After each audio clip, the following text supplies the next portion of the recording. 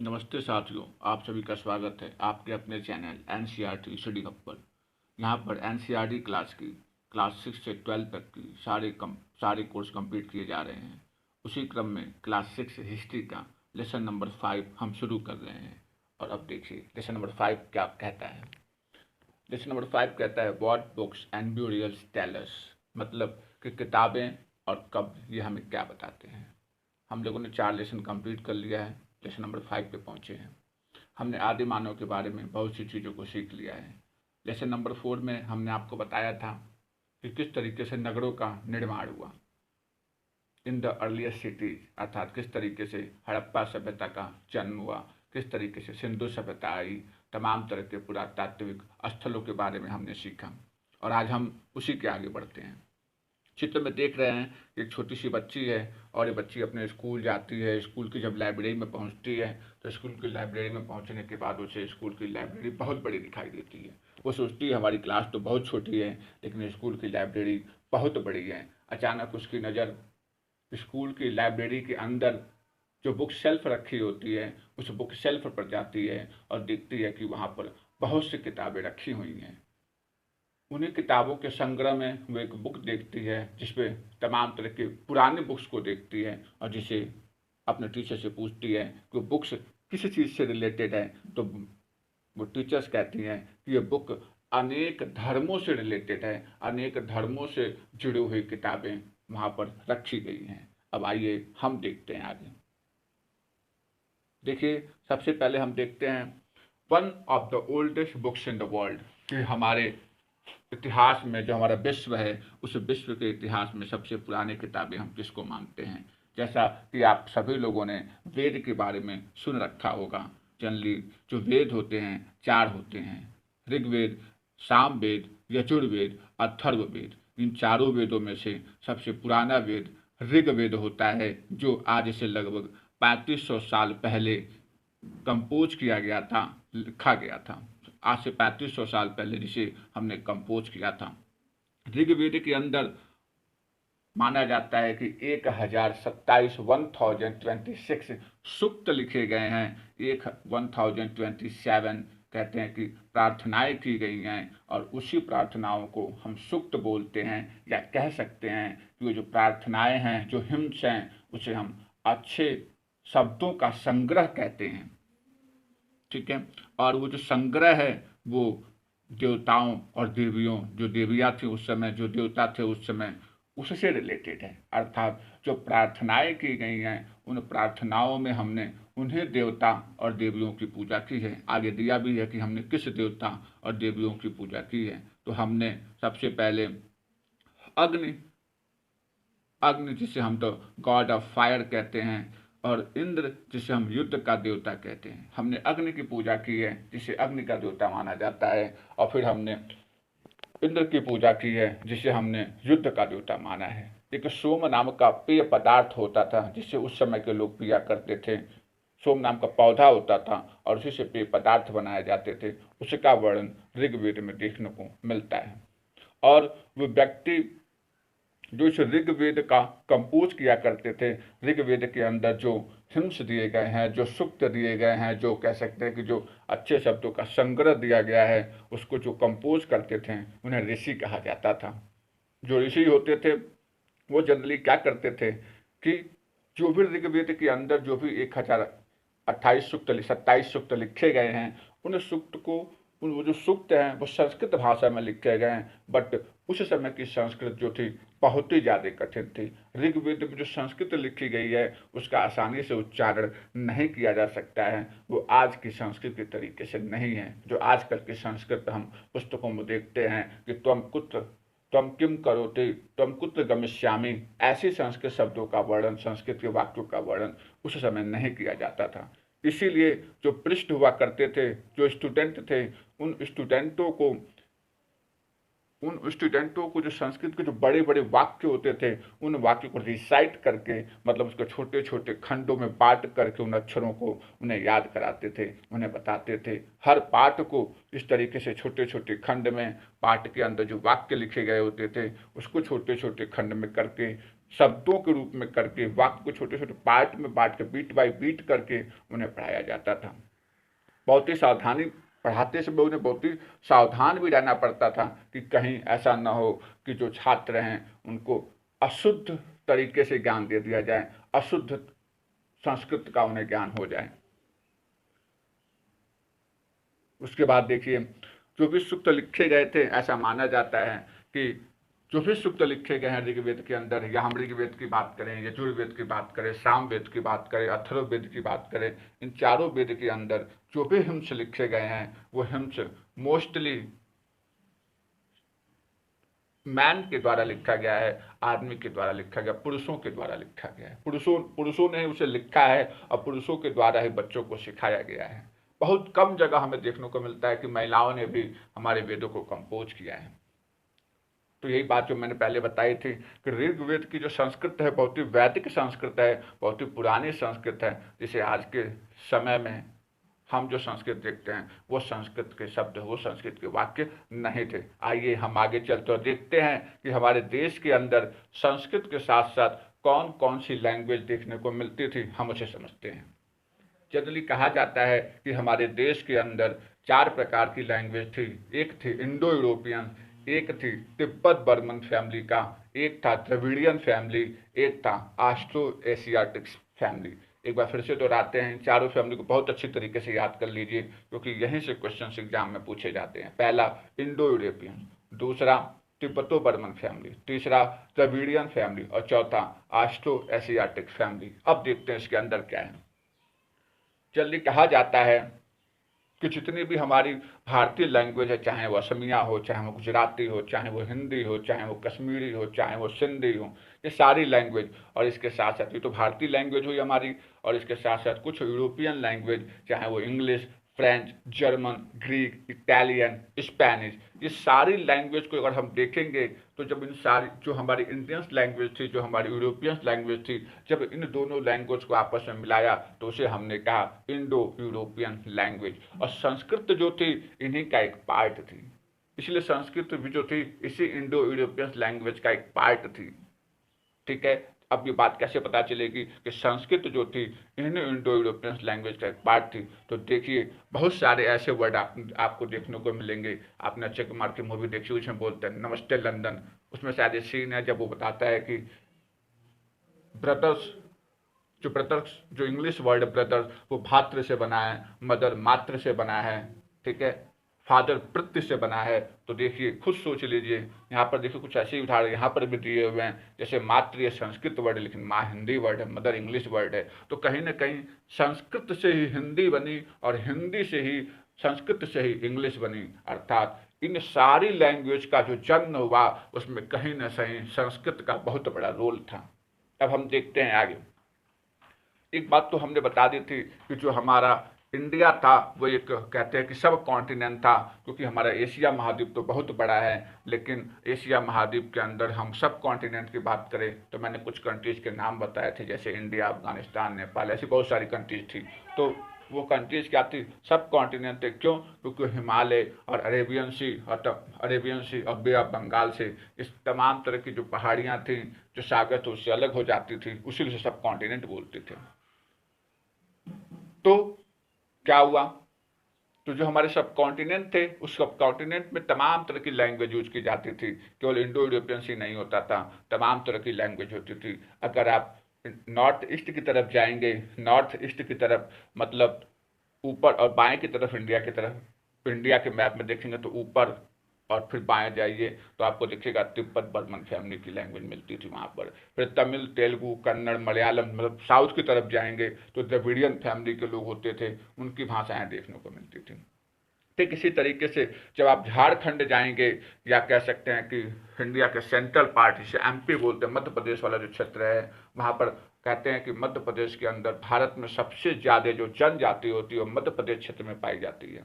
तो मध्य प्रदेश क्षेत्र के अंदर जो है भी लैंग्वेज बोली जाती थी, झारखंड में भी लैंग्वेज बोली जाती थी, वो लैंग्वेज ऑस्ट्रो एशियाटिक फैमिली कहलाई। ठीक है, इस तरीके से चारों लैंग्वेज कंप्लीट हुआ। तो ये थी हमारी लैंग्वेज, और इस बात से हमें ये पता चलता है कि संस्कृत जो थी वो वास्तव में सारी लैंग्वेज की जन्मदाता थी। अब देखते हैं हम आगे। देखिए, आज जो भी बुक्स हम देखते हैं, हमें जो भी बुक्स आज देखने को मिलती है, वो बुक्स क्या होती है, आज उसे हमने लिखा गया है, फिर उसे पब्लिश किया, उसे प्रिंट किया गया है। बट ऋग्वेद के साथ ऐसा नहीं होता था। ऋग्वेद तो अभी हमने बताया था कि ऋग्वेद जो है इतने हजार साल पहले, लगभग 3500 साल पहले कंपोज किया गया था। उसकी रचना हुई थी ऋग्वेद की, ठीक है, लेकिन हम उस भाषा को तो लिख नहीं सकते थे, हम उस संस्कृत भाषा को तो समझ नहीं सकते थे। तो इसीलिए क्या होता था, उस समय के भी जो ऋषि मुनि थे वो क्या करते थे, अपने छात्रों को उस भाषा को लिख तो नहीं सकते थे, लेकिन उन्होंने क्या किया, उसको सुनाते थे, उसे पढ़कर सुनाया जाता था। उसे छोटे छोटे उस वाक्य को, जो संस्कृत के कठिन वाक्य लिखे रहते थे, उसे छोटे छोटे टुकड़ों में तोड़ करके छात्रों को बताया जाता था, उन्हें सुनाया जाता था। उन्हें पढ़ने के लिए नहीं कहा जाता था। लेकिन समय बीतता चला गया, समय बीता, कई सौ साल बीत गए, तब देखा गया, मतलब कि जब गुप्ता पीरियड आया, जब पढ़ेंगे हिस्ट्री में, एंशिएंट हिस्ट्री में, जब गुप्ता पीरियड आएगा, तो गुप्ता पीरियड में ऐसी जो वेद थे, उन वेद के कुछ वाक्यांशों का, कुछ अंश का हमने अनुवाद करना शुरू कर दिया था, अर्थात उसे प्रिंट किया जाने लगा था। वही बात है कि आज से 200 साल पहले हमने उस वेद में जो बातें लिखी गई थी उसको प्रिंट करना शुरू कर दिया था। अब आइए देखते हैं आगे कि किस तरीके से जो हिस्टोरियंस थे वो ऋग्वेद की स्टडी करते थे। हिस्टोरियंस की बात करें या इतिहासकार की बात करें, ये सभी लोग जब कभी भी अपने इतिहास के बारे में अध्ययन जब करना होता था, तो कहने का मतलब कि इतिहास के बारे में अध्ययन करने के लिए उनके पास कुछ चीज़ों का अवशेष मिलना चाहिए। तो वस्तुओं का अवशेष मिलता था। हमने बताया था, आभूषण मिलते थे, आभूषण मिला करते थे, हड्डियाँ मिला करती थी, मनके मिला करते थे, खेल खिलौने मिला करते थे, उससे अनुमान लगाते थे। लेकिन इसके साथ साथ कुछ लिखे हुए भी सोर्सेज हमें मिले, जिससे पता चला कि हाँ, ऋग्वेद में ऐसा भी हुआ करता था। तो दोनों चीज़ें मिली हमें, मटेरियल्स भी मिले और इसके साथ साथ कुछ लिखित सोर्स भी मिला। अब देखिए क्या मिला लिखित सोर्स, हम बताते हैं आपको। ऋग्वेद के अंदर जितनी भी प्रार्थनाएं की गई हैं, उस प्रार्थनाओं को देखेंगे तो उसमें कुछ प्रार्थनाएं सिर्फ सीधे इंद्र को नहीं दी, इंद्र को क्या कहते हैं कि मतलब जो प्रार्थनाएं दी गई हैं, ठीक है, ऐसा नहीं है कि सिर्फ प्रार्थनाएं भगवान के लिए ही की गई हैं, अग्नि के लिए की गई हैं, इंद्र के लिए की गई हैं, ऐसा नहीं है। बट उस प्रार्थनाओं में भी कुछ डायलॉग्स हैं, मतलब कुछ दो लोगों के बात में, दो लोगों के बीच में जो बात की गई है उसे भी प्रार्थनाओं में डाला गया है। जैसे देखिए यहाँ पर दिया है, विश्वामित्र नाम के एक बहुत बड़े ऋषि थे, सुना होगा आप लोगों ने नाम, और एक दो नदियाँ थीं, एक व्यास और सतलज। तो व्यास और सतलज को उस समय जो है कहते हैं कि देवी के रूप में पूजा जाता था। तो विश्वामित्र जी ने उन दोनों नदियों से बातचीत की है, व्यास और सतलज से, और उस बातचीत का वर्णन भी देखने को मिला है। तो देखिए लिखित सोर्स हो गया कि नहीं। अब देखिए क्या बातचीत हुई है। तो देखिए एक मैन्युस्क्रिप्ट है, ठीक है, पत्थरों पर लिखी हुई चीज़ें हैं, ये उसी को मैन्युस्क्रिप्ट बोलते हैं।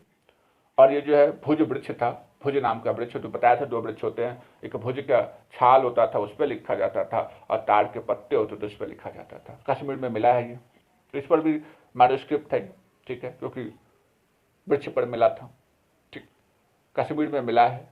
और आज से क्या हुआ कि 150 साल पहले इस मैन्युस्क्रिप्ट को मिला, और 150 साल पहले जो है हमने ऋग्वेद से लिया गया है, और हमने इसको अनुवाद करने की कोशिश की और इंग्लिश में ट्रांसलेट किया इसे, ठीक है। और आज भी ये पत्र जो है महाराष्ट्र की पुणे की लाइब्रेरी में रखा हुआ है।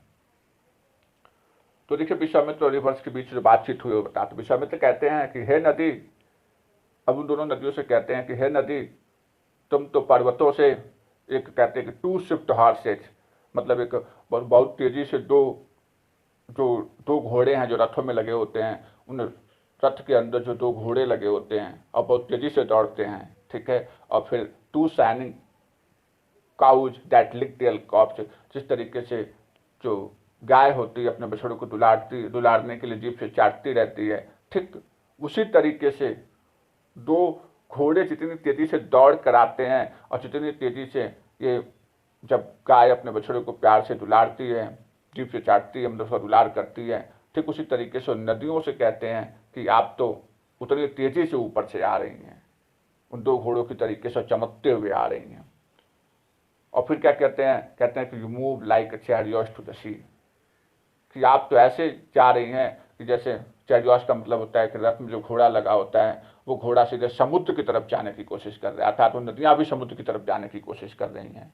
और उनको पावर कौन दे रहा है, तो हमने बताया था कि युद्ध का देवता इंद्र था। इंद्र ने ताकत दी और वो नदियाँ समुद्र की तरफ जाने की कोशिश कर रही हैं। और कहते हैं कि आप तो पूरे तरीके से पानी से भरी हुई हैं और आप सभी एक साथ मिलना चाहती हैं। तो सब ये तारीफ करते हैं उस नदियों की। तो नदियाँ कहती हैं कि हे प्रभु, we who are full of water, हम पानी से पूरे भरे हुए हैं, और ये जो हमारा रास्ता है इस रास्तों को गॉड ने बनाया है, मतलब देवताओं ने बनाया है। इसलिए जब हम एक बार बहना शुरू हो जाते हैं तो हम नहीं रुक सकते हैं। तो तुम्हें प्रार्थना क्यों कर रहे हो साधु, वे बात नदियाँ कहती हैं। तो फिर विश्वामित्र कहते हैं कि हे बहन, प्लीज़ लिसन टू मी, मुझे सुनो। देखो ये सिंगर जो है बहुत दूर से इन चैरियट्स को लेकर, मतलब इन रथों को लेकर और बैलगाड़ी को लेकर आया है, और ये पानी जो है ये जाने नहीं देता। कृपया करके आप जो पानी है उस पानी को, जो रथ के पहिए होते हैं, उस रथ के पहिए की जो धूड़ी होती है उस धूड़ी से ऊपर मत ले जाइए कि हम आसानी से उसको नदी को पार कर लें। नदियाँ उनकी बात को सुनती हैं, उनकी इस प्रार्थना को सुनती हैं, कहती हैं ठीक है, और आसानी से उस रास्ते को क्रॉस कर देते हैं। कहने का मतलब कि ये सब चीज़ें भी हमें उस वेद में वर्णित हुई हैं। इतिहासकार तो ये कहते हैं कि जो प्रार्थनाएं लिखी गई, लगता है कि जो प्रार्थना ऐसी जगह पर लिखी गई होगी जहाँ पर नदियाँ बहती होंगी। कितनी अच्छी बात है कि ये प्रार्थना ऐसी जगह लिखी गई होगी जहाँ पर नदियाँ बहती होंगी। इसके साथ साथ ये भी हमें पता चला कि जो साधु थे, जो ऋषि मुनि हुआ करते थे, वो ऐसी सोसाइटी में रहना पसंद करते थे जहाँ पर गाय और घोड़ों की इज्जत हुआ करती होगी। तो ये सारी चीज़ें थीं, और इसीलिए रिवर्स का जो कंपैरिजन किया गया है ऋषि ने, वो घोड़े और गायों से करवाया है। इसके साथ साथ आपने देखा कि दो नदियों का वर्णन मिला ऋग्वेद में ही। व्यास नदी का मिला, और एक और नदी थी जिसका नाम था व्यास नदी था, और कौन सी नदी थी? दो नदियों का वर्णन इसमें देखने को मिलता है। फिर आगे बढ़ते हैं तो क्या होता है कि बात सबसे इंपॉर्टेंट पॉइंट्स बना के लिख लीजिएगा कि एक चीज़ और है। क्या है कि उस समय इंडस और उसकी ट्राइब्यूटरी, जो सहायक नदी होती है, जो बड़ी नदी में आकर मिल जाती है, उसे ट्राइब्यूटरी रिवर्स बोलते हैं, उसका वर्णन तो देखने को मिलता है इंडस और उसकी ट्राइब्यूटरीज का। लेकिन सरस्वती रिवर्स का भी बहुत ज़्यादा नाम देखने को मिलता है। गंगा और यमुना नदी जो हैं उनका आज हम जिसे कहते हैं कि आज गंगा हमारी पवित्र नदी है और यमुना उसकी सबसे बड़ी सहायक नदी है। लेकिन उस समय गंगा यमुना का वर्णन सिर्फ एक ही बार देखने को मिलता है, सरस्वती का वर्णन बहुत ज़्यादा हुआ है। और उस समय भी सिंडस की ट्राइब्यूटरीज हुआ करती थी। फिर आगे बढ़ते हैं, देखते हैं कैटल, हॉर्सेज एंड चैरियट्स। हम जानेंगे किस तरीके से रथों का यूज होता था, किस तरीके से घोड़ों का यूज करते थे, और किस तरीके से जो मवेशी थे, कि कहने का जो पशुपालक थे, उसका क्या होता था, उसका क्या वर्णन हुआ ऋग्वेद के अंदर। तो देखिए ऋग्वेद के अंदर जो है हम कैटल्स की भी पूजा करते थे, हॉर्सेस की भी पूजा की जाती थी, उन सब के लिए पूजा की जाती थी, लेकिन बच्चों के लिए भी पूजा की जाती थी। लेकिन अगर चिल्ड्रंस की बात करें तो सिर्फ बेटों के लिए पूजा की जाती थी। बेटियों का रोल में बेटियों के लिए पूजा नहीं की जाती थी, सिर्फ बच्चों के लिए पूजा की जाती थी। जो घोड़े हुआ करते थे, घोड़ों को क्या करते थे, रथ में बांध दिया जाता था, मतलब रथ खींचने का काम करते थे, और लड़ाइयों में भी घोड़े से रथों को लेकर आया जाता था और युद्ध किया जाता था। युद्ध होने के बहुत सारे कारण थे। युद्ध क्यों करते थे? तो हो सकता था कि युद्ध हम जानवरों को हथियार, जानवरों को कब्जा, जानवरों को पकड़ने के लिए किया करते हैं। कहने का मतलब कि किसी दूसरे ग्रुप में हमारी गाय चली गई, उस गाय को पकड़ने के लिए, क्योंकि गाय हमारी है, हम युद्ध कर दिया करते थे। इसके साथ साथ जमीन के लिए भी युद्ध हुआ करता था। इसके साथ साथ जो घास युक्त जो जमीन हुआ करती थी, जहाँ पे पशु चरते थे, उसे घास युक्त जमीन के लिए भी युद्ध हुआ करता था। और उस घास युक्त जमीन के लिए भी युद्ध हुआ करता था कि पशु आसानी से चर ले। इसके साथ साथ हम उस क्षेत्रों पर भी कब्जा करना चाहते थे जहाँ पर हम आसानी से किसी भी क्रॉप्स को ग्रो करा सकते हैं। जैसे कि जौ जो था, जौ, बार्ले, जौ जिसको बोलते हैं, वो आसानी से जिस जगह पे ग्रो कर जाए उस क्षेत्र पर भी हम कब्जा करना चाहते थे। अर्थात हम पानी पर भी कब्जा करना चाहते थे, हम लोगों को भी बांटना चाहते थे, लोगों पर भी कब्जा करते थे। ये सारी चीज़ें ऋग्वेद में देखने को मिली। सब पर लड़ाइयाँ इन सब कारणों से होती थी। इसके साथ साथ इन लड़ाइयों से जो कुछ भी मिलता था उसको एक प्रमुख हुआ करता था, लीडर होता था, ग्रुप का नेता होता था, उसको दे दिया जाता था। वो क्या करता था, जो उस समय पुजारी थे, जो साधु थे, उन्हें कुछ भाग दे देता था। इसके अलावा जो कुछ भी बच जाता था अन्य लोगों में बांट देता था। ठीक है, फिर जो कुछ और भी अगर धन बच गया, जो कुछ भी इकट्ठा किया गया था, अगर वो बच गया, उसको जब यज्ञ कराया जाता था तो यज्ञ में आहुति देनी पड़ती थी। तो आहुति देने के लिए उस जो भी चीज़ें हमने लूट कर रखी हैं या हमने कब्जा किया है, कैप्चर्स किया है, उन सारी चीज़ों को यज्ञ में डाल के उसकी आहुति दी जाती थी। और क्या क्या, जैसे कि घी देते थे हम लोग, अनाज देते थे हम लोग, कभी कभी तो एनिमल्स को भी हम आहुति देते थे, और जिससे कि हमारे मानते थे कि देवता और देवी दोनों प्रसन्न होंगे। लेकिन सबसे बड़ी बात यह है कि सेना का वर्णन नहीं मिला ऋग्वेद में। ऋग्वेद में कहीं सेना का वर्णन नहीं मिला है। तो कहने का मतलब कि उस समय कोई प्रॉपर रेगुलर आर्मी नहीं हुआ करती थी। जो लोग थे, क्या होता था कि सभाएं छोटी छोटी होती थी, उस सभा में आते थे, लोगों से मिलते थे और आपस में बातचीत होती थी कि युद्ध कैसे करेंगे, और युद्ध करेंगे तो युद्ध के बाद शांति का प्रयास कैसे किया जाएगा, उन सब चीज़ों से रिलेटेड बातें होती थी। सभा के अंदर से ये होता था। लेकिन कोई रेगुलर आर्मी नहीं थी कि तुम सेनापति हो, तुम सिपाही हो, तुम अश्व सेनापति हो, तुम जल सेनापति हो, ये सब चीज़ें उस समय नहीं थी। इसके अब बात ये आती थी कि युद्ध के लिए तो रणनीति तैयार कर ली गई, सभाएं हो गई, लेकिन अब युद्ध का लीडर कौन होगा, वो लीडर कौन होगा, तो क्या किया जाता था कि उसी ग्रुप में से, उसी जो असेंबली में जितने भी लोग आए होते थे, तो उन लोगों में से जो व्यक्ति बहुत ही बहादुर होता था, जिसके अंदर बहुत ही ज़्यादा कुशल होता था, उसी को हम लीडर बना दिया करते थे। तो इस तरीके से हमने देखा कि किस तरीके से जो हमारे कैटल्स थे, जो हॉर्सेस थे, जो चैरियट्स को ऋग्वेद में कैसे वर्णन किया गया है। अब देखते हैं आगे। अब बहुत सारे वर्ड्स का भी वर्णन किया गया है कि जो ऋग्वेद के अंदर जो है कई सारे शब्द ऐसे हैं जिसका वर्णन हुआ है, और उन शब्दों से हमें लोगों के बारे में पता चलता है, लोगों की विशेषताएं पता चलती हैं कि अच्छा ऐसे भी लोग हुआ करते थे। तो जब लोगों की विशेषता की बात आती है तो विशेषता बताने के लिए बहुत सारे तरीके थे। पहला, वो क्या काम करता है, उसकी भाषा क्या थी, वो किस जगह पर रहते थे, उनका समुदाय कैसा था और उनके रीति रिवाज कैसे थे। इस आधार पर भी हमने वहाँ उस समय के लोगों का वर्गीकरण किया है। जनरली ये मानते थे कि जो लोग थे वो दो ग्रुप्स में बटे थे। काम के आधार पे लोगों को हमने दो ग्रुप में बांट दिया था। एक ग्रुप वो था जो यज्ञ, हवन इत्यादि करता था, अर्थात साधु जो होते थे, जो ब्राह्मण होते थे। दूसरा वे लोग थे जो इसमें भाग लेते थे, अर्थात राजा, राजा जो था वो भी यज्ञ और हवन में भाग लेता था। ब्राह्मण तो यज्ञ और हवन कराते हैं। तो एक तो ये लोग हो गए, ठीक है। राजा का मतलब हम ये नहीं समझेंगे यहाँ पर कि राजा है बहुत बड़े महल में, बहुत आलीशान बिल्डिंग्स में रहता होगा, तमाम नौकर चाकर सिपाही उसके चारों तरफ लगे होंगे, ऐसा नहीं है। उस समय का राजा ऐसा नहीं था। राजा का मतलब हमने बता दिया कि लीडर टाइप का होता था। अभी लीडर शब्द का मैंने बताया था कि जो सबसे वीर होता था, जो युद्ध का नेतृत्व कर सकता था, उसी को राजा बना दिया जाता था। तो वही राजा था, महलों वाला राजा नहीं। वो टैक्स नहीं कलेक्ट करता था, उसकी कोई कैपिटल नहीं थी, मतलब कोई राजधानी नहीं बनाता था वो, ठीक है। तो देखिए ब्राह्मण और राजा ये दो हो गए, ठीक है। दूसरा, दूसरे ग्रुप की जब बात आई, देखिए और जान ली राजा के बारे में। उस समय ऐसा नहीं था कि राजा का बेटा ही राजा बनेगा, ये नहीं था। जब आप ऋग्वैदिक काल में ऐसा था कि राजा का बेटा राजा नहीं होगा, पर जैसे ही आप उत्तर वैदिक काल में जाएंगे इन दोनों के बीच में डिफरेंट मिलेगा और वहां पर राजा का बेटा राजा बनना शुरू हो जाएगा।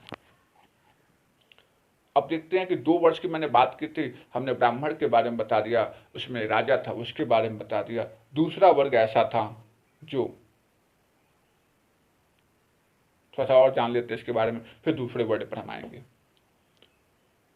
जो पूरा ग्रुप था लोगों का, जो लोगों का ग्रुप था, उसको हम जन बोलते थे। ठीक है, हिंदी भाषा में आजकल हम जन बोलते हैं, ये क्या है, तो जनों का समूह है, वही शब्द था जन, लोगों का समूह होता था। एक शब्द और था जिसका यूज करते थे विश्व, और विश्व शब्द जो है वैश्य से बना हुआ था। दो शब्दों का प्रयोग करते थे हम लोग लोगों के लिए, एक तो जन, दूसरा विश्व। जन का मतलब लोगों का समूह, और विश्व शब्द की उत्पत्ति वैश्य से हुई। तो जो जन थे वो कई प्रकार के जन माने जाते थे उस समय, जैसे भरतजन हुआ करता था, यदुजन हुआ करता था, पुरुजन हुआ करता था। यही भरतजन जो था, जिसका हमने बताया था कि फर्स्ट लेसन में कि यही भरतजन से माना गया है कि ऋग्वेद में ये वर्णित है कि भरतजन से, जो भरत समुदाय था उसी से भारत बना। तो वही जन की बात हो रही है यहाँ पर। तो तीन जन हो गए हमारे, पुरुजन, भरतजन और यदुजन। अब हम बात करते हैं उसकी, जो मैंने बताया था कि शब्दों से ही हम ये जान लेते थे कि कौन क्या करता है। अर्थात उस समय भी काम के आधार पर वर्ण व्यवस्था की गई थी। काम के आधार पर, सबसे बड़ी बात है, इसको याद रखिएगा कि काम के आधार पर मतलब कर्म के आधार पर वर्ण व्यवस्था थी। जो जैसा काम करता था वैसा उसका वर्ण होता था। तो देखिए इसके अंदर क्या था कि जो लोग प्रार्थना करते थे, जो लोग यज्ञ करते थे, उनको हमने साधु ऋषि तो कहा ही था, इसके साथ साथ हमने उसको आर्य भी कहा। लेकिन जो लोग ये काम नहीं करते थे, जो यज्ञ हवन इत्यादि नहीं करते थे, जो रिचुअल्स में भाग नहीं लेते थे, धार्मिक कार्यों में भाग नहीं लेते थे, उनको हमने दास कहा या दस्यु कहा। और इसके साथ साथ ये भी मानते थे कि जो दास हैं और जो दस्यु हैं वो तो रिचुअल्स में भाग नहीं ले रहे हैं, इसके साथ साथ उनकी भाषा भी अलग है। और यही दास आगे चल करके क्या शब्द बना, एक स्त्रीलिंग वर्ड आया दासी, और इसी को हमने दास कहना शुरू कर दिया। और फिर हमने माना आगे चल करके कि यही दास जो थे वो लोग होते थे जिनको हम युद्ध में जीत कर लाते थे और अपने यहाँ रखते थे, नौकर की भांति कार्य कराते थे, जो चाहे वो हमारे मन में आता था और हम उनसे करवाते थे। तो ऋग्वेद में सारी चीजों का वर्णन मिला है। बस इतना ही नहीं, ऋग्वेद के अंदर अगर देखें तो जो नॉर्थ वेस्ट पार्ट है हमारे कॉन्टिनेंट का, सब कॉन्टिनेंट का, हम भारत की बात करें तो भारत का जो नॉर्थ वेस्ट पार्ट है, उधर ये सारी घटनाएं हो रही थी। उधर ये सब राजा, पुरुजन, विश्व, भरतजन, इन सब चीजों का कार्य हो रहा था। उधर दक्षिण की तरफ कुछ और हो रहा था। क्या हो रहा था हम उसे देखते हैं। देखिए, silent sentinels the story of the megaliths, मतलब कि धीरे धीरे silent sentinels story of the megalith. इसका मेगालिथ का मतलब होता है कि पाषाण काल। कौन सा? महापाषाण काल आ गया। कौन सा काल आ गया? महापाषाण काल। और महापाषाण काल का मतलब होता है कि अब बड़े बड़े पत्थर हमें देखने को मिल गए थे। दक्षिण की तरफ जैसे बढ़ेंगे तो आपको मिलेगा कि बड़े बड़े पत्थर आपको देखने को मिलेंगे। तो देखिए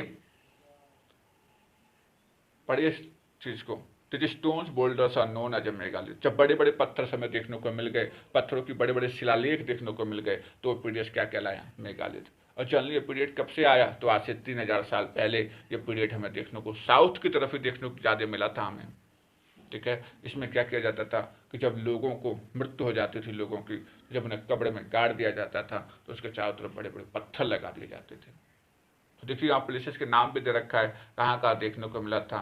तो डेक्कन में, साउथ इंडिया की तरफ, नॉर्थ ईस्ट में भी देखने को मिला था, कश्मीर में भी देखने को मिला था। अब देखिए बड़े बड़े पत्थर का चित्र आप देखिए, ये मेगालिथ साइट है, महापाषाण काल वाली दृश्य है ये महापाषाण काल वाली दृश्य। इसमें व्यक्ति की मृत्यु हो जाती है और उसे कब्र के अंदर गाड़ दिया जाता है। यहाँ पर एक होल बना हुआ है और उसके चारों तरफ बड़े बड़े पत्थर रख दिए जाते हैं। पत्थर इसलिए रख दिए जाते हैं क्योंकि उन्हें भविष्य में पता चले कि यहाँ पर अपने जो सगे संबंधी थे उसको यहाँ पर गाड़ा गया है। ये जो प्लेस बना है, ये जो गड्ढा बना है वो इसलिए बनाया गया है कि इसी गड्ढे के रास्ते से बड़े बड़े पत्थरों को हम आसानी से लाते थे और चारों तरफ रख देते थे। तो ऐसी चीज़ें देखने को मिली है मेघालय तहसील में, मतलब आज से 3000 साल पहले साउथ की तरफ ये देखने को मिला है। कहीं कहीं तो ऐसा हुआ कि आर्कोलॉजिस्ट ने बड़े बड़े गोल पत्थर पाए हैं और कहीं कहीं एक बड़ा सा लंबा पत्थर जमीन के ऊपर ऐसे ऊपर रखा हुआ था। मतलब इसका मतलब क्या हुआ, अगर कब्र खोद कर बड़े बड़े पत्थर रखे गए हैं चारों तरफ तो इसका मतलब वहाँ कब्र है, कब्र खुदी हुई है। या कभी कभी ऐसा होता है कब्र को चारों तरफ से में ढक दिया और वहाँ पे एक बड़ा सा पत्थर रख दिया ऊपर की तरफ, तो इससे पता चलता था कि उसके नीचे कब्र रखी गई है। तो ये सब चीज़ें भी देखने को हमें मिली हैं।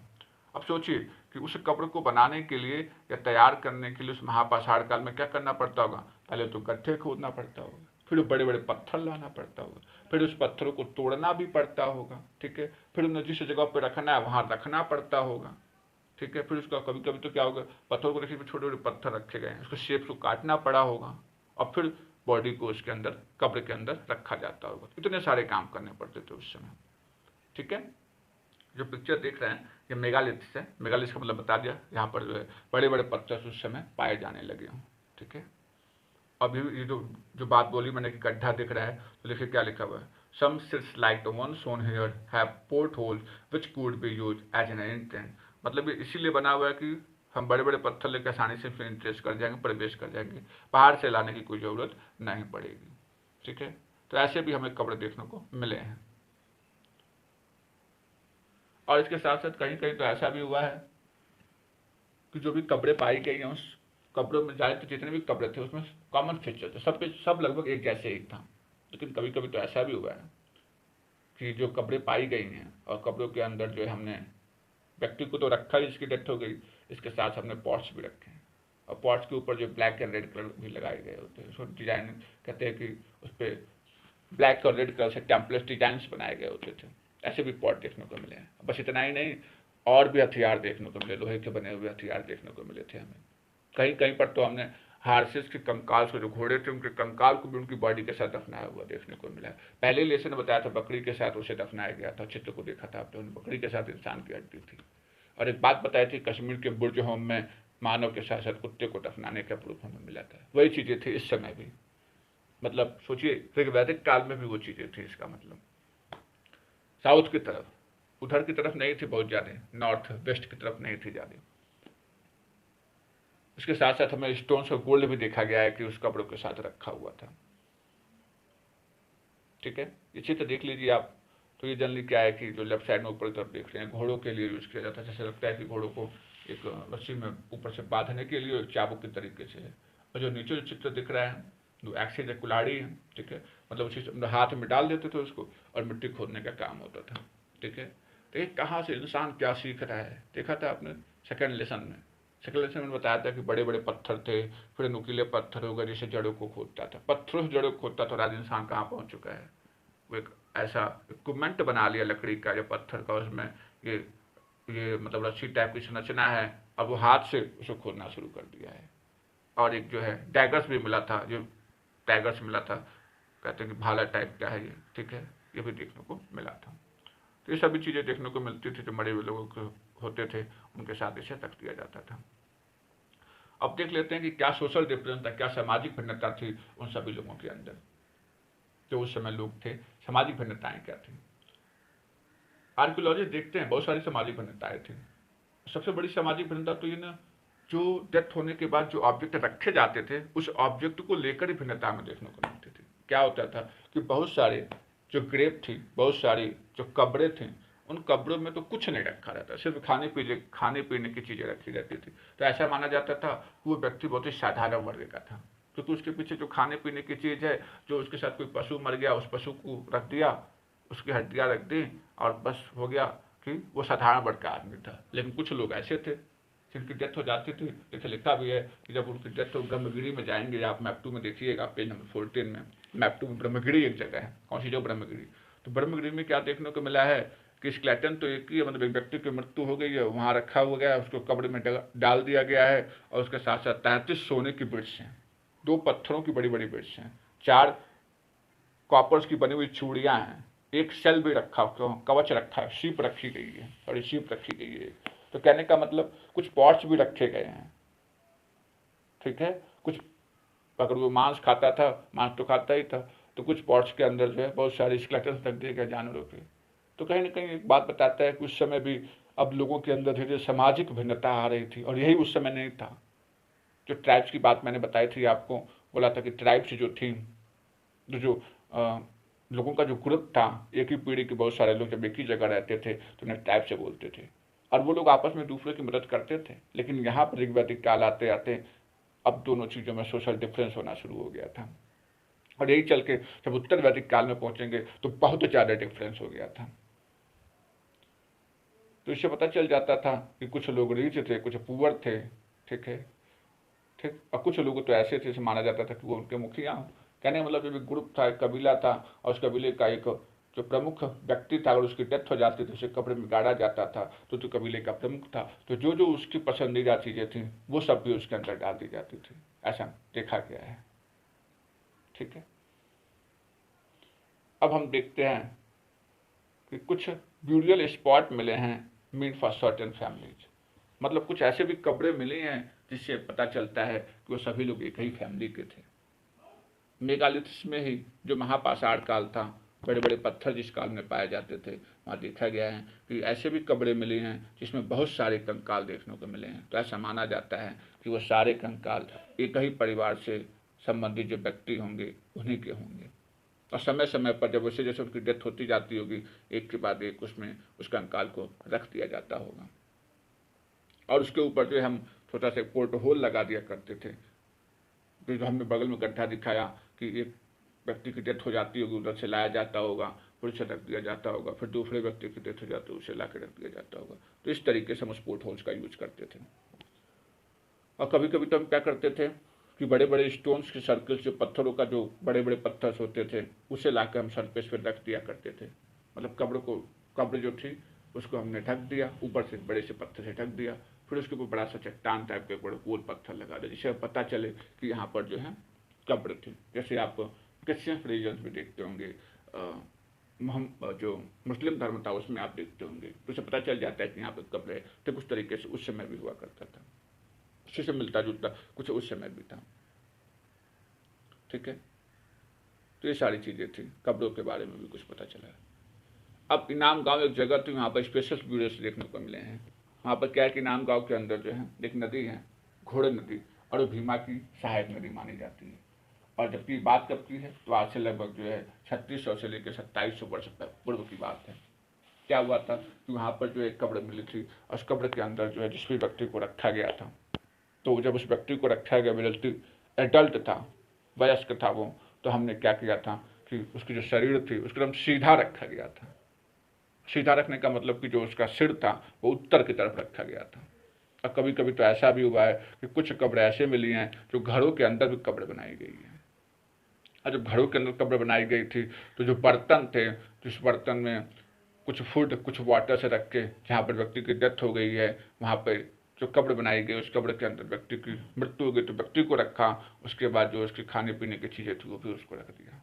मतलब यहाँ पर पुरानी सभ्यता अभी भी चल रही है। कुछ कुछ चीज़ें पुरानी थी, कुछ कुछ चीज़ें नहीं होती जा रही थी। एक और चीज़ देखने को मिली है कि एक व्यक्ति है, उसको बहुत बड़े कमरे में रखा गया है, और क्या है कि एक बहुत बड़ा कमरा है, एक बहुत बड़ा कमरा है, कितने का एक मकान है, और मकान जो है एक शहर है, उस शहर के सबसे बीच में है, वो सेटलमेंट उसका बीच में है, ठीक है। और उस मकान में 5 कमरे हैं।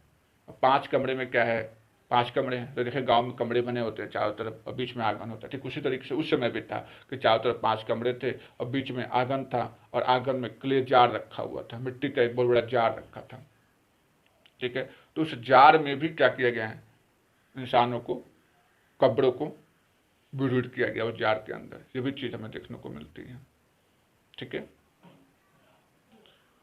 और इसके साथ साथ उस घर के अंदर जो है हमें ग्रैनरी भी देखने को मिलती है, अनाज के बड़े बड़े गोडाउन देखने को मिलते हैं, या कह सकते हैं कि ग्रैनरी का मतलब कि अनाज रखने के लिए बहुत बड़ा कोई बर्तन हो, वो भी हमें देखने को मिलता है।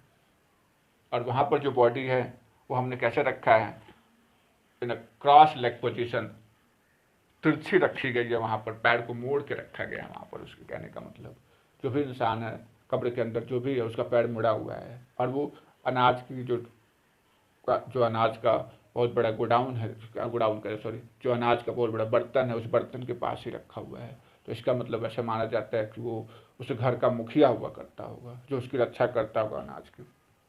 तो ये सब भी चीज़ें देखने को मिलती हैं हमें। अब देखते हैं कि आखिर जो स्केलेटल्स मिले हैं, जो कंकाल तंत्र मिलते थे, वो हमें क्या बताते थे। देखिए, कंकाल तंत्र तो बच्चों का भी मिलता था, छोटा साइज का होता था, और कंकाल तो मान लेते थे कि बच्चों का कंकाल है। लेकिन कभी कभी ये डिफरेंस करना कि वो गर्ल्स का है, लड़कियों का है, बच्चों का है, ये डिफरेंस करना बड़ी कठिन हो जाता था। ठीक है, कि मैन का है कि वुमेन का है, ये भी कठिन हो जाता था। तो जल्दी क्या किया जाता था, ऐसा बेस बनाया गया और माना गया कि अगर कोई भी स्केलेटन रखा गया है और स्केलेटन के साथ ज्वेलरी रखी है, स्वर्ण आभूषण रखा गया है, तो महिलाओं का मान लिया जाएगा, क्योंकि महिलाएं पहनती हैं। लेकिन फिर देखा गया कि कहीं कहीं तो मैन के भी है और मैन भी उस समय स्वर्ण आभूषण पहनते थे, तब वहाँ पे कन्फ्यूजन हो गया। ठीक है, ऐसी भी चीज़ें। दूसरी बात क्या देखा गया, दूसरा तरीका ढूंढा गया। दूसरे तरीके में क्या हुआ, ये देखा गया बोन के स्ट्रक्चर के आधार पर हमने डिफरेंट करना शुरू कर दिया कि स्केलेटन किसका, मैन का कि वुमेन का। तो जो वुमेन्स होती हैं उनका जो हिप वाला एरिया होता है वो काफ़ी चौड़ा होता है। क्यों? क्योंकि बच्चों को जन्म देती हैं। ठीक है, इससे भी हमने डिफरेंट करना शुरू कर दिया। तो इस तरीके से हम स्केलेटन से भी थोड़ी सी स्टडी कर लेते हैं। ठीक है, आज से लगभग 2000 साल पहले की बात करें तो बहुत बड़े फेमस फिजिशियन थे जिनका नाम था चरक। बहुत बड़े, ये कहते हैं कि फिजिशियन थे, बहुत अच्छी दवाओं के बारे में जानकारी थी। उनकी पुस्तक थी जिसका नाम है चरक संहिता। उस चरक संहिता में तो उन्होंने कहा है कि लगभग उस समय मनुष्य के शरीर में 360 हड्डियाँ हुआ करती थी। इसका मतलब जो आज के समय से हड्डियों से ज़्यादा हुआ करती थी। लेकिन सोचा गया 200 बोन से ज़्यादा हुआ करती थी। लेकिन सोचा गया कि जो उन्होंने 360 बोला है ना, ठीक है, this is a much larger number than the 200 bone that are recorded in a modern anatomy. ठीक है, कि उन्होंने जो 360 बोन्स बोले हैं चरक जी ने चरक संहिता के अंदर, तो वो उसमें सब बोन्स को काउंट कर ले। सब बोन्स का मतलब उन्होंने तीर्थ के भी, दांत के भी, जो कार्टिलेज होता है हमारा, और जो ज्वाइंट्स होते हैं हमारे, उन सारे बोन्स को जोड़ करके बताया है। ठीक है, तो इस तरीके से उस समय के स्केलेटन्स के बारे में और उस समय के बोन्स के बारे में हमें जानकारी देखने को मिलती है। और थोड़ी सी बात कर लेते हैं इनाम गांव के ऑक्यूपेशंस क्या था। तो लोग गेहूँ, जौ, चावल, दाल, मिलेट्स, मटर, तिल, इन सब का बीज वो लोग खाते थे। नंबर्स ऑफ एनिमल्स भी खाते थे वो लोग। कहीं कहीं हमको क्या मिला है कि जो एनिमल्स थे उनके बोन्स टूटे हुए मिले थे, कट थे बोन, तो ऐसा लगता था कि उनके पार्ट को आधा काट के खाते थे। फूड के साथ भी ऐसा देखने को मिला हमें। कुछ एनिमल जैसे कि भैंस है, बकरी है, भेड़ है, कुत्ते हैं, घोड़ा है, गधा है, सूअर है, सांबर है, वो जो चितकबरा बड़ा हिरन होता है वो है, ब्लैक बक है, एंटीलोप है, नेवला है, ये सब चीज़ें भी हमें देखने को मिलती थी कि वो उस समय के लोग खाते थे। इसके साथ साथ चिड़िया, मगरमच्छ, कछुआ, केकड़ा, मछली, ये सब भी लोग खाते थे उस समय। इसके प्रूफ, और फ्रूट्स के भी प्रूफ देखने को मिले, जैसे आंवला हो गया, जामुन हो गया, खजूर हो गया, डिफरेंट टाइप्स की बेरीज हो गई, ये सब भी लोग उस समय खाया करते थे। ठीक है, कुछ और बातें हम लोग देख लेते हैं। चाइना की जाइए आप, चाइना की तरफ कभी एंट्री कीजिए। ठीक, आज से 35,100 साल पहले चाइना में कुछ एविडेंस मिला था, वो लिखित एविडेंस था। वो किस पे लिखा गया? तो एनिमल बोन्स पे। मतलब वो क्या था? इंस्क्रिप्शन होगा। ठीक है, वो बोन्स पे लिखा गया था, इंस्क्रिप्शन हुआ वो। तो उसे बोला गया ऑरिकल्स बोन। ऑरिकल्स बोन वो इसलिए क्योंकि उस बोन से तमाम ऐसा लगता था ना कि वो बोन से जो है भविष्य बता रहा होगा। क्यों भैया, क्या भविष्य बता रहा होगा? क्योंकि उस पर जो है ना ऐसी चीज़ें ही लिखी हुई थी। जो राजा हुआ, कैसा लगता था कि जो राजा था अपने कर्मचारियों से उस पर कुछ लिखवाता हुआ। क्या लिखवाया था देखिए, वुड दे विन बैटल्स, क्या हम ही तो जीतेंगे? Would the harvest with good, क्या फसलें अच्छी होंगी? वुड दे हैव सन, क्या उनके बच्चे होंगे? तो ये सारी चीज़ें इस पर लिखी होती थी। और वो बहुत थोड़ा सा टूटी, जो ये चीज़ जो लिखी हुई जहाँ मिली थी वो थोड़ा सा क्रैक थी। क्रैक होने का मतलब वो जल्दी ऐसा माना जाता है कि वो आग के अंदर थी। आग के अंदर जब वो हड्डी पड़ी होगी, हड्डी पर लिखा ही हुआ था सब, तो हड्डी क्या हो गई थी? टूट गई थी। ठीक है ना? तो कहने का मतलब कि जो फॉर्चूनर टेलर्स थे, जो भविष्य वेत्ता, तो भविष्य के बारे में जब जानकारी लेते हैं तो वो इसकी बेस से जो है ना भविष्य बताने का काम करते हैं। तो लिखा हुआ है कि then fortune tellers history this correct and try to predict the futures. ठीक है, तो ऐसी भी चीज़ें हुआ करती थी। ठीक, और हो सकता है कि ऐसा गलती से हुआ हो, राजा ने लिखवाया वो चीज़ गलती से पड़ गई, ये भी हो सकता है। ठीक है, जो राजा था वो सब चाइना की बात है, 3500 साल पहले उसके एरिया की कुछ बातें हो रही हैं। जो राजा जो था वो सिटीज में सिटी कहाँ थी, जो सिटी के अंदर महल हुआ करते थे वहाँ रहता था। उसके पास जो बहुत सारे धन संपदा हुआ करती थी। धन संपदा में इसका मतलब सोने चांदी भले ज़्यादा हों, लेकिन कांस्य के वेसल्स बहुत ज़्यादा हुआ करते थे, ब्रॉन्ज वेसल्स उसके पास बहुत जाते थे, बहुत ही डेकोरेट करके वो उसको रखता था। ठीक है, ठीक।